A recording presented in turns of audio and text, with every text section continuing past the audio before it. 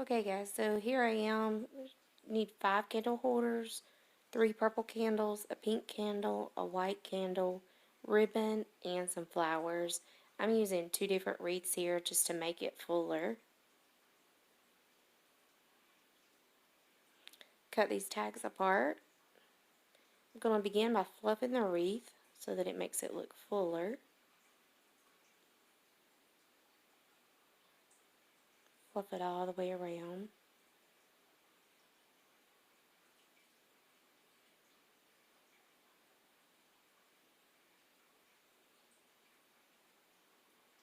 I'm going to set that one to the side and do the same thing for this one.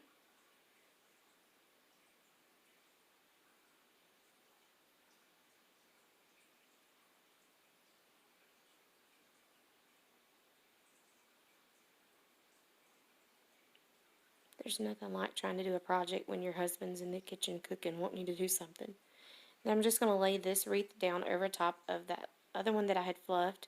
We're going to use some of the branches from the bottom wreath to twist around the top wreath so that the two are secured together.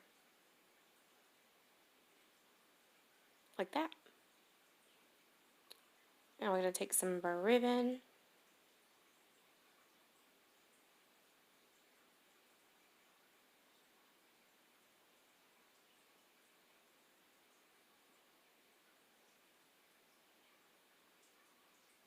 Here we are going to make just a small little bow. All I'm doing is folding the ribbon over on itself for a total of 2 times. We're going to pinch it together in the middle. Fluff the sides out just a little bit. Here I've got a braid tie. I'm just going to twist it together. I'm going to pull those apart and fluff it a little bit. Come loose. Let me retwist that. Do it tighter this time. Okay, fluff it up good. And we got a cute little bow. I don't think that's full enough, so let's make another little layer, get another braid tie. And this time we're going to fold the ribbon over on itself. We're going to do it smaller than we had done the first time for 2 layers. And we're going to cut the extra off. Same thing, pinch it together. Put the twist tie on here. Twist it tightly. Fluff the edges.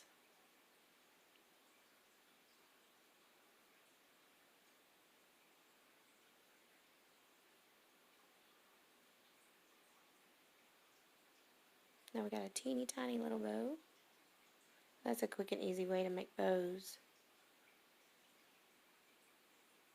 Now we're going to put the two together to make this a fuller bow.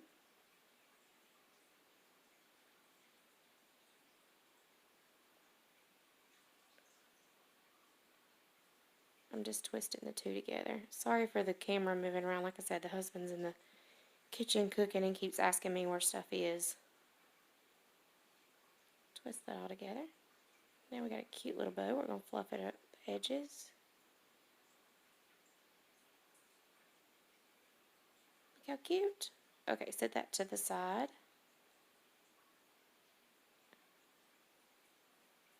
Now we're going to twist that ribbon down with some of the garland that's on the wreath.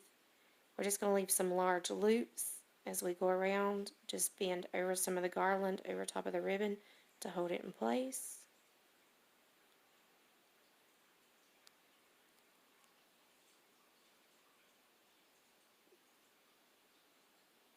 And just make a loop, twist it down, make a loop, twist it down with garland. We're going to bring our 2 tails to the front. We're going to twist them together like this. We're going to fold it over with a piece of garland to hold it securely in place. Now we're going to attach our bow that we made just a minute ago. We're going to use those braid ties.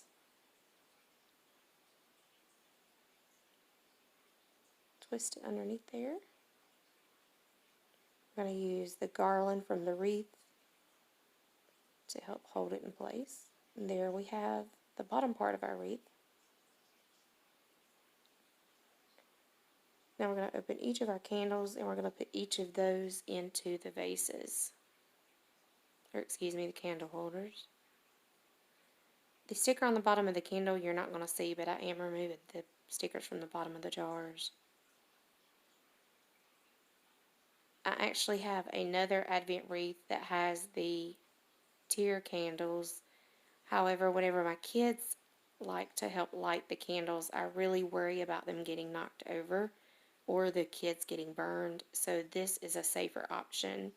The candle is sitting down inside of these glass containers far enough to protect the wreath from the flame. The tier candles, again, they're up above it. You won't have to worry about it as much, but this way we just keep everything safe. So this candle was already inside of a jar, and I couldn't find another one that was like the purple ones. I got all of these supplies at the Dollar Tree. So I just slipped that pink candle down inside of that new candle holder that matched the other 5 in the set. Now we're putting the center white candle in. That is the Christ candle. Now we're going to take our stems from the Dollar Tree. I have went to grab my wire cutters. And what I do is slide the leaves up to the top of the flower, and then I cut the bottom off. So I'm sliding all of those up. Now I'm cutting the stems with the wire cutters so that they're loose from the branches.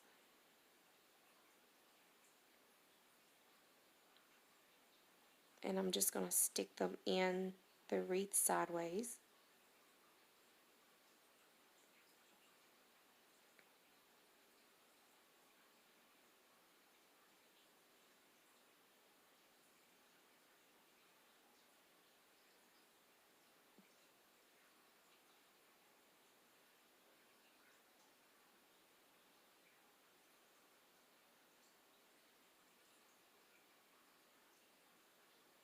The poinsettias have a meaning for Christmas. The evergreen wreath is a symbol that Christ is eternal and his love for us.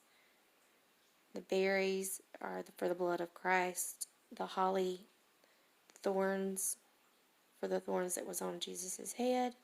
The poinsettias remind us. The star of Bethlehem, also the red, is the color of Jesus' blood for us. Each of the candles, one purple candle is the hope, then peace.